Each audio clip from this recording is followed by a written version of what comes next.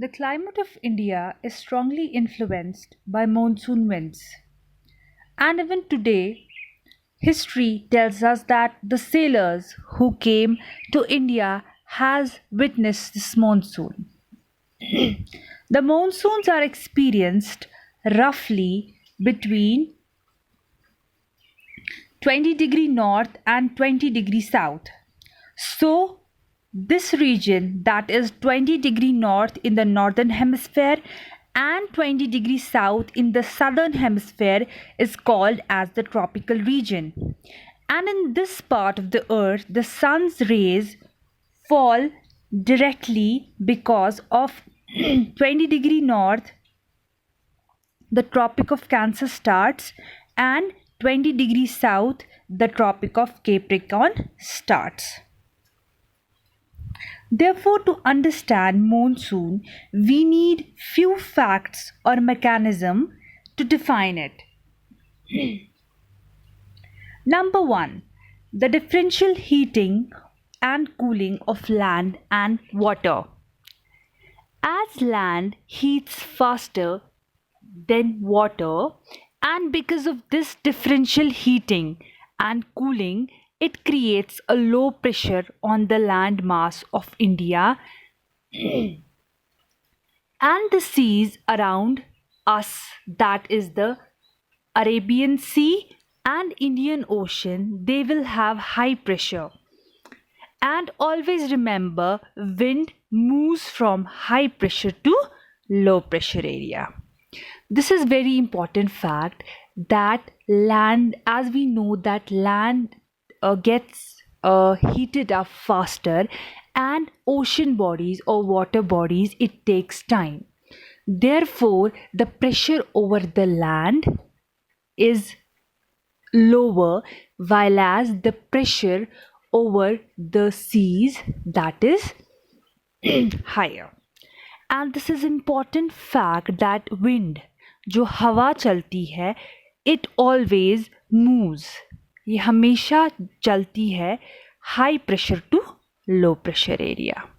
That is from the sea above the water bodies, it moves to the atmosphere above the land area. So when the low pressure is happening on the land mass, the air moves from high pressure, that is the sea area, towards the land area, which is area of low pressure, and this causes rainfall. एक simple तरीके से I'll tell you. The arrows here, they are showing that one is Arabian Sea and one is Indian Ocean. Okay, the air above them or surrounding them, it is a area of high pressure, and high pressure moves towards the low pressure area, that is the pressure over the land. And these winds, ये जो हवाएं चलती है, they carry with them the moisture. Okay, moisture कहाँ से आता है? When the sun strikes, when insolation strikes on the sea, on the water evaporates.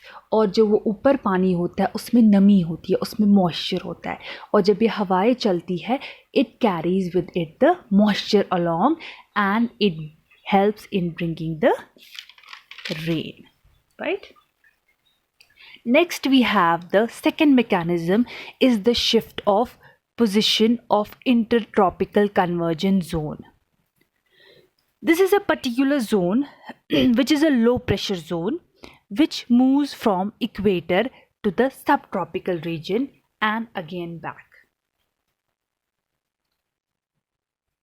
The third mechanism is the presence of high pressure area in the east of Madagascar. It's a high pressure zone, right? I hope you might be know where Madagascar is. It's near the Indian Ocean and towards the eastern side of Africa. So this is a landmass, right? This is a particular landmass, that too in a tropical region. Again, this landmass gets heated up very fast. ये particular landmass गर्म होता है, And due to heating of this landmass, जब ये गर्म होता है ये landmass, it affects the monsoon of a country. Right? Same mechanism. Winds will blow from high pressure to low pressure, right? And strategically it lies in the path of southwest monsoon, which is also the monsoon winds for us. This is the interplay. Simply we can say this is the interplay of the winds, the monsoon, like air moving from high pressure to low pressure. This is all about that. Now the 4th point is the Tibetan Plateau gets intensely heated up. 4th is the Tibetan Plateau that gets intensely heated during summer. Due to this, it causes a strong vertical currents, right? Strong vertical currents move towards this particular plateau, and you must also understand that this, like 9 kilometers above sea level, there will be very less moisture.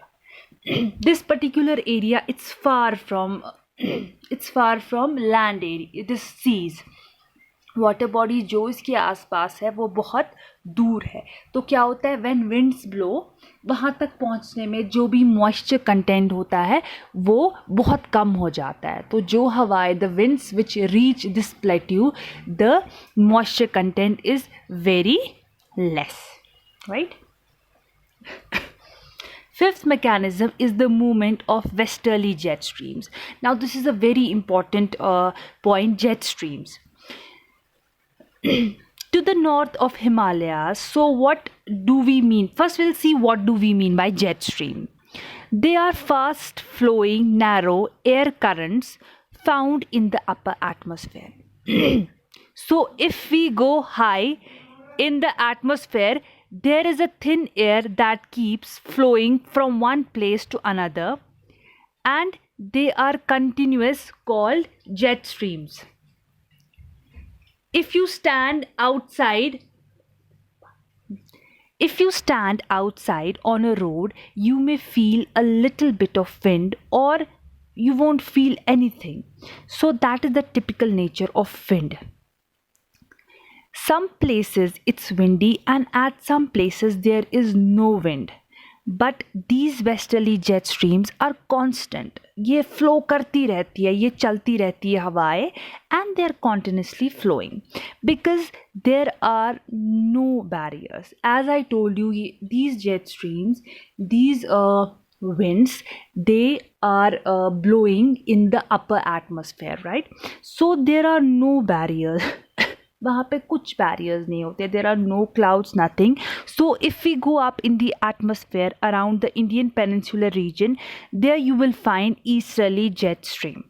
This is a thin layer of air moving west to east. ये कहाँ से चलती है हवाएं? From west to east. Jet stream is very crucial in determining monsoon in our country. So I told you that jet streams, they are fast flowing narrow air currents found in the atmosphere. This is the definition of jet stream. You can see that how the jet streams are flowing, how they are blowing, right? They blow from west to east. This is also a diagram of jet stream. These are the currents, air currents, which blow on the upper part of the atmosphere. This blue, pink, right? Polar jet streams, subtropical polar jet streams. Now coming to the onset of the monsoon. Okay, the first point, I have mentioned it point wise. The Bay of Bengal branch reaches Assam in the first week of June, like how the monsoon starts. By mid-June, the Arabian Sea branch of the monsoon arrives over Gujarat and in the central part of the country. Both the Arabian Sea and the Bay of Bengal branches of the monsoon merge over the northwestern part of Ganga plain. Delhi generally receives the monsoon showers by the end of June. Like Delhi when it receives monsoon, when it receives rain, monsoon rain at the end of June. By the first week of July, western UP, Punjab, Haryana and eastern Rajasthan experience the monsoon. First week of July में ये monsoon, ये हवाएं, moisture laden winds, they reach these particular states and they bring rain in these states. By mid-July, the monsoon reaches Himachal Pradesh and the rest of the country. Withdrawal of the monsoon, like withdraw कब होता है, खत्म कब हो जाता है monsoon. The withdrawal of the monsoon begins in the northwestern states of India by early September. Like by early September, first week of September, it begins to withdraw. It begins to end sort of.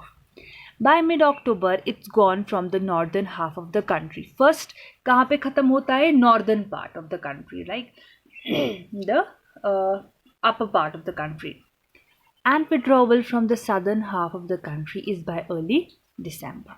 You will witness rain in parts of Chennai in December.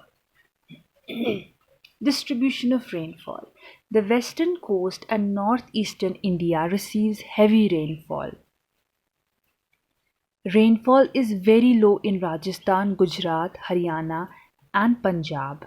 Interior of the Deccan Plateau, Leh in J&K.